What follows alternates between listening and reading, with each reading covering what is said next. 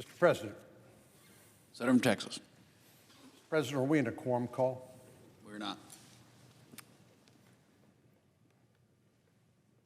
After more than 2 years of bloodshed, 20 living hostages, and the remains of at least 7 deceased hostages were recently returned to their families in Israel by Hamas. Videos of the tearful reunions circulating on social media show the immense joy and relief felt by the families who have been suffering through the unthinkable, and wondering if they will ever see their loved ones again. Behind all this extraordinary story is the leadership of President Trump in negotiating an end to this war that's lasted 2 years. President Trump has rightly gained praise from some of the most unexpected critics like Kamala Harris, Hillary Clinton, Minority Leader Chuck Schumer. All of these people are correctly acknowledging what supporters of President Trump have known for a long time. He is truly a master of the art of the deal. I can't think of a single president who, through a combination of carrots and sticks, could have accomplished something like this before, but President Trump has, and he deserves the credit.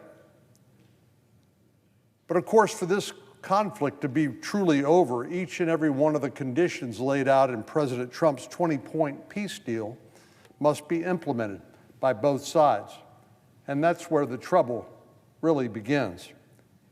We cannot allow a terrorist organization like Hamas to pull the wool over our eyes or to act like this is any normal sort of negotiation between two parties acting in good faith.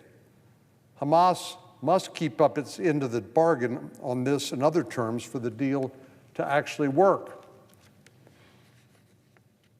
We've already seen how Hamas has violated the peace agreement, as they have not yet returned the remaining bodies of 20 additional hostages who are presumed dead, including 2 American citizens, so that their families can properly grieve and bury their loved ones.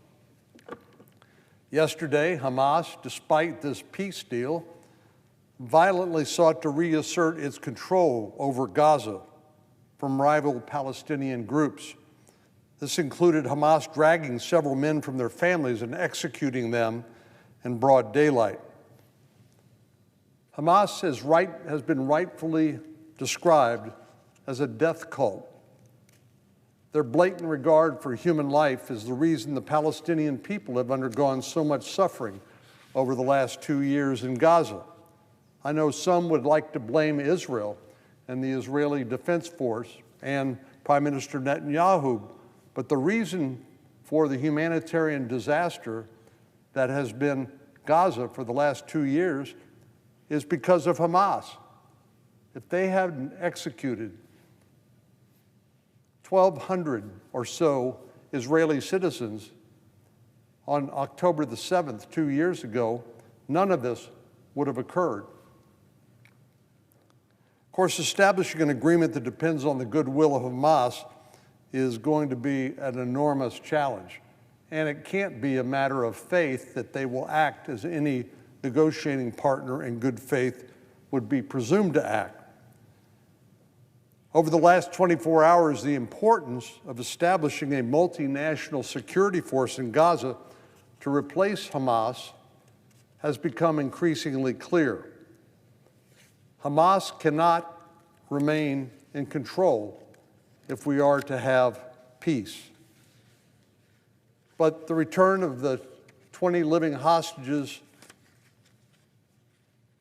is no small feat, and it's something to be celebrated. And if President Trump is successful in ultimately bringing a lasting peace to the region, it will be one of the most significant diplomatic and foreign policy accomplishments in memory. Mr. President, on another matter, it's now been 15 days since Senate Democrats have shut down the federal government. They did that by blocking a short-term spending provision that would have taken us up until November the 21st. In other words, roughly 9 weeks from the beginning of the continuing resolution. Republicans have given Democrats multiple opportunities to end this mess by holding a number of votes on the House-passed continuing resolution. As the Majority Leader, Senator Thune, has pointed out numerous times, we're not asking for any major policy changes. All we're asking is to keep the lights on and to keep federal government employees paid during this period of time while we work out longer-term appropriations bills by the November the 21st deadline. But every single time we've given Democrats opportunity to do the right thing, only 3 of them have voted to reopen the government. You know, talking to my constituents back home, it's hard to explain what's going on here. They understand the stupidity of a government shutdown. Experience has shown that the same problems that cause a shutdown in the first place are there staring you in the face when the government is reopened. So it accomplishes nothing except maybe as performance art. And if you think about it, that's really what this is. Our Democratic colleagues are afraid to act in a reasonable and logical manner and keep the government open while we negotiate longer-term appropriations bills and take up the issue of health care subsidies that expire at the end of this calendar year. In a normal world, that's what we would be doing now, but we can't do any of that during the government shutdown. Federal employees are now beginning to miss their paychecks, which will have consequences that reverberate throughout the country. 1 in 6 Americans lives paycheck to paycheck. So it may not be a big deal to wealthy senators on the Democratic side who don't have to worry about paying the bills paycheck to paycheck, but it does matter to many, many Americans because it means they may not be able to pay their rent. They may not be able to buy groceries for their family or pay their utility bills because they're not receiving a paycheck. Some people may be thinking, well, it's only government employees that are going to be affected, and everybody knows the federal government's big and bloated and could stand a diet. But it's not simply the case that these government employees will be the only ones affected. There are going to be a number of downstream effects of this Democrat-induced shutdown that have consequences for everybody. First of all, I have to tell you, it's embarrassing. It's embarrassing that the greatest country in the world and the people who are elected to represent 330 million Americans can't get their act together and can't figure this out. It is beyond dumb. It makes no sense at all, except as a matter of self-serving political gesturing and the sort of performance art that I mentioned a moment ago, trying to demonstrate to your political base, yeah, we're fighting. Well, this isn't fighting. Fighting is keeping the government open, having debates, having votes, trying to persuade people to your point of view. That's what political fighting is. It's not taking your ball and going home. One issue affecting the whole country, federal workers and private sector employees alike, is the way this shutdown is disturbing airplane flights. My flight coming back from Austin this past weekend was delayed by such a disruption. Wasn't that big a deal to me, obviously, but I'm sure I'm not the only one who's experienced this, and more importantly than the fact that senators are experiencing, our constituents, the people we represent, the people we owe our jobs to. They're the ones that are suffering inconvenience. Transportation security agents and air traffic controllers are among the federal workers deemed essential during a government shutdown, which means they have to work, but they're not being paid.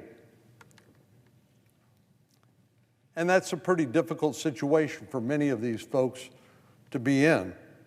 As I said, some of them can't afford child care, to buy groceries, to pay the rent, to pay utilities. This is a true hardship for many of these Americans. This has resulted in many of these essential employees calling in sick in order to pick up shift work to make ends meet. Additionally, those who are showing up are having to work under increased stress, longer hours, and short-staffed working environment.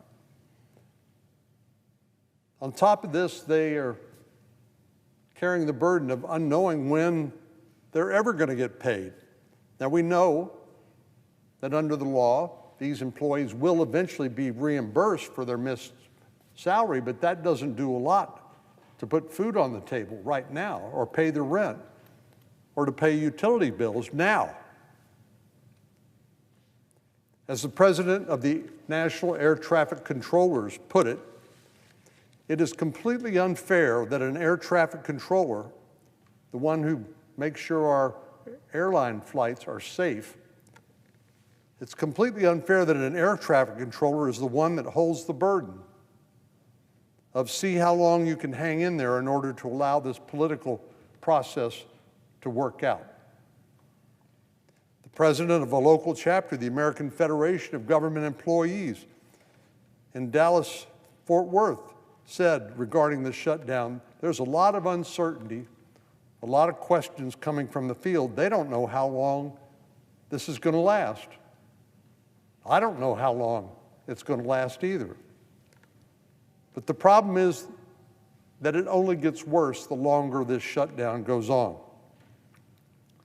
Just in terms of airline flights, we've seen hundreds canceled since the shutdown began, and thousands more have been delayed, which means more and more Americans' daily routines are being upended as a result of this irrational and truly stupid government shutdown.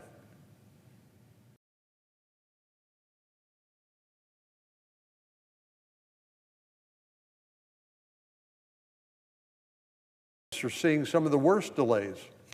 Last Tuesday, both the George W. Bush Intercontinental Airport and Hobby Airport in Houston were at risk of ground stops because of staffing shortages. Love Field in Dallas was also experiencing delays. But this isn't just affecting the state of Texas. Airports around the country are experiencing delays in order to avoid dangerous potential air flights and ground activity associated with short staffing. The Federal Aviation Administration is also reporting staffing problems in Boston, Nashville, Chicago, and Philadelphia, as well as Burbank, California, Newark, New Jersey, and Denver, Colorado. Some analysts have speculated that the disruptions could continue to cause problems during the upcoming travel holiday, Thanksgiving, and into Christmas. For many of us here in the Senate, it has become an unwelcome tradition each year to have our Thanksgiving and Christmas celebrations with our families upset in order to perform our responsibilities. That doesn't just affect members of the Senate and the House, but also the able staff that make our work possible. Of course, what this tradition is really a sign of dysfunction. It's embarrassing. It should be embarrassing. If we did our jobs properly and passed our appropriations bills on time, we would not have to impose the burdens of all this on other people, our constituents and our staff. It is really not rational that Senate Democrats should impose this burden on the entire country in order to try to appease the more radical elements of their political base, which is really what this is all about. They're afraid to agree to something reasonable and rational and short-term because they know that they're likely to be criticized by their political base, the more radical elements in the Democratic base.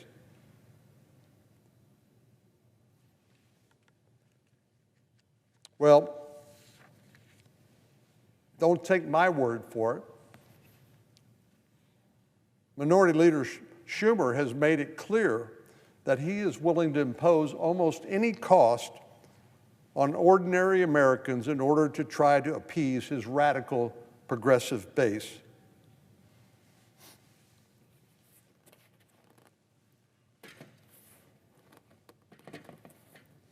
In one of the more telling quotes, he admitted to Punchbowl News last week that this was all about politics when he said, quote, "Every day gets better for us." Really? Well, by us, he doesn't mean the American people.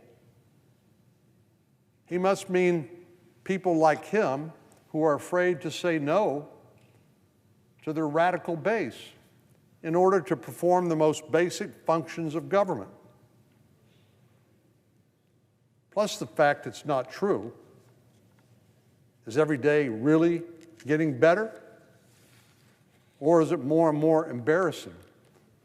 Is it having more and more of a ripple effect on people who are innocent of any wrongdoing? They just happen to be affected. I think if the Democratic leader were to ask the Transportation Security Administration workers who are working overtime without pay, or the air traffic controllers who are wondering when, if ever, they will receive their next paycheck, who are also working without pay, or the mothers and fathers, the federal employees, who are wondering if they're able to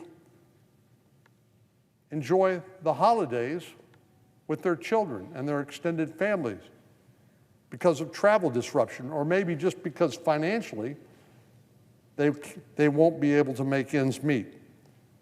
But the truth is that Senate Democrats care less about federal workers and the rest of the country than they do about appeasing the radical base. Senator Schumer has made it clear that it was his plan all along to make the American people pay the price in order to achieve his political goals when he said, quote, "We've thought about this long in advance." So this wasn't an accident. This wasn't sort of a surprising occurrence. This was planned all along by Senator Schumer, the Democratic leader, which makes it all that much more egregious. Well, I sincerely hope, for the sake of Texans and Americans all across the country, that Senate Democrats will have a change of heart. I hope that someday soon, maybe today, Senate Democrats will set aside the demands of their radical base and simply vote to put an end to this ridiculous government shutdown that serves no one's interest except perhaps their own narrow political interests. We need to pass that short-term continuing resolution that will only take us to November the 21st. And then I imagine we're going to have this discussion all over again, which is just further evidence of the dysfunction here in the Senate and in the Congress these days, mainly because our Senate Democrats and House Democrats are so opposed to President Trump and his policies. And they feel like they need to be shown to fight and to push back against President Trump. But they're not hurting President Trump. He's doing just fine. He's making incredible peace deals in the Middle East and hopefully other places around the world like Ukraine. What they're doing is hurting their own constituents, and they're causing people to doubt whether their government can actually function the way it's supposed to. So I hope, given the opportunity to vote here shortly on another short-term continuing resolution, a stopgap spending bill that will only take us to November the 21st, that we get 5 more Democrats join the 3 who've already voted to reopen the government so that we can put an end to this foolishness. Because every day does not get better for the American people, even if it gets better politically to save Senator Schumer's skin. Mr. President, I yield the floor.